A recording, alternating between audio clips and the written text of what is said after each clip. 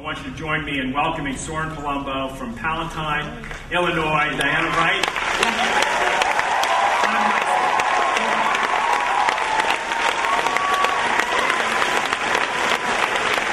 Hi, everybody. Thank you. All right, so I assume that means everyone's doing all right. I was going to ask, but looks like everyone's doing good. All right, so now before I start, I want to tell you guys a quick story. I was at Target. Can you guys see me down here? You still see me? All right. No? All right, I'll stay up here then. Sorry. So I was at Target not too long ago with my mom and my sister.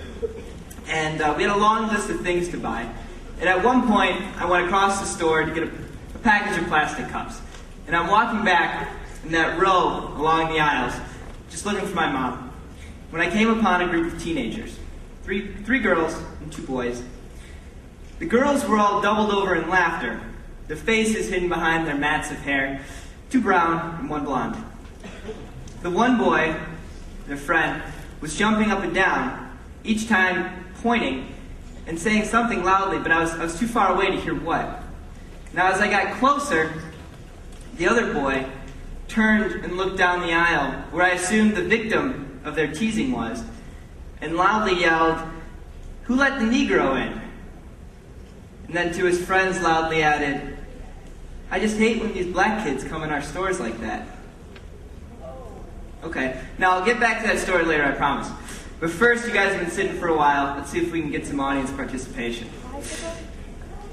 By show of hands, I'm going to ask you guys a couple questions. I just want you to be honest with me. Okay? Now, who in here hates old people? Just can't stand them, don't think they should be part of our society? No? Okay. Okay. Alright, so now who in here thinks that sexism is okay? That women, or men I suppose, shouldn't be allowed to vote, drive, what have you, based on gender? You guys can be honest with me, it's alright. Okay. Now, who in here is a racist? Maybe you just can't stand white people, black people, yellow people, purple people, what have you. Okay. Alright, so then it seems to me that people, at least those in this room, don't support discrimination against those who do not choose their condition. Does that make sense? Old people do not choose to be old, women do not choose to be women, or men, and one does not choose one's race at birth. Okay? However, all 3 of these demographic minorities have been subject to discrimination, historically. Now you hear me use the word historically, because, I mean, you're thinking, that doesn't really happen anymore. It happened once, not in our society today. And you're partially right. It's because all 3 of these groups share one other commonality. As fully capable human beings, they can all explain why discrimination is wrong. Dr. Martin Luther King, Susan B. Anthony, 2 great examples. Okay, so discrimination is bad. Discrimination against those who do not choose their conditions, that's worse.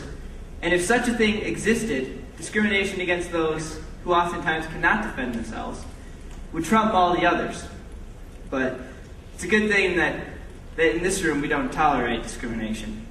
Not in this room. Now I have one last question for you.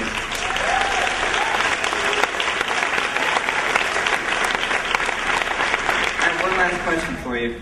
I want you to think back on the high school year that you just completed, over the entire year. And I want you to raise your hand if you either used the word retard or retarded, or shrugged off when someone else used the word retard or retarded. How many people in here? Alright, now leaders, that's you. Look around at your fellow leaders. We have just found the one thing that's worse than racism. Now I want to get back to that story I was telling you. This time I want to tell you the full story. It was late May, just about a month ago. I was sitting outside in my driveway with my little sister, watching her blow bubbles, just enjoying the fresh air and the sunshine. My little sister, she's 12 now, and bubble blowing may be her favorite activity on the entire planet. I envy her excitement sometimes.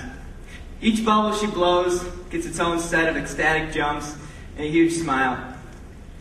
As she jumps up and down, her hair moves with her, and there's just that one split second where you can see the question mark shaped scar that runs above her right ear from brain surgery 2 years ago. Look at all those big, big bubbles, Soren, she tells me, smiling widely. I see him, Olivia. I tell her back, smiling myself. She has a beautiful smile. Her 2 front teeth are stained from years of epilepsy medication, but I don't notice that anymore. As she blew another bubble and bounded after it, my mom walked outside. Hey, Soren, I'm taking Olivia to Target. You want to come with? Sure, I replied. As I did, I called over to my sister. Hey, Olivia, what are we going to buy at Target? All the bubbles, Mom. We're going to buy all the bubbles at Target. So there we were at Target. I had the plastic cups in my hand. I was walking back, and I had just come across that group of teenagers I described to you. The laughing girls, the jumping boy, and his yelling friend. But I need to be honest with you. The one boy turned, but he didn't yell, "Who let the Negro in?" He turned and looked down the aisle and yelled, "Who let the retard in?" And to his friends loudly added, "I just hate when those retarded kids come into our store." As I got closer, I could finally hear what that jumping boy was saying each time. "All the bubbles, Mom. We're going to buy all the bubbles at Target." I came closer to the aisle, turned the corner, and looked. It was the toy aisle. And there was my sister, excited about buying some bubbles. Now, what would you have done right then? There she was. There she was, my little sister, the happiest, most loving person I have ever met. Judged, mocked, hated, and ultimately dehumanized by a group of prepubescent bullies. But what struck me most right then was the noise in the store. There was no shocked silence, no tisk-tisk, no wag of fingers. Can you imagine the chaos that would have ensued had that boy said Negro? But there was none of that. It was right then that I realized what the problem was. Boys and girls, like those with 5 in Target, that's not the problem. Each and every one of you who raised your hands saying that you use the word retard or allow others to use the word retard, that's the problem. The problem is the millions of people across the country, in any social institution, on any given day, who permit the dehumanization of people like my sister, of people like these athletes. That's the problem. And it's the word. It's the word that's the problem. The hate is just the byproduct. But, there's a solution to that. The solution to the problem of hate is love. The solution to the problem of discrimination is acceptance. All I can ask is that you choose to be part of the solution instead of part of the problem. It's your choice every day. You can't be part of both, but you can be part of the solution. I ask that you love before you hate. I ask that you accept those, like my sister, like these athletes, like the rest of the intellectually and developmentally disabled, who do not choose their condition. I ask that you open yourselves enough to be loved as much as Olivia loves me. I ask that you open yourselves enough to love someone as much as I love her. Thanks a lot, guys.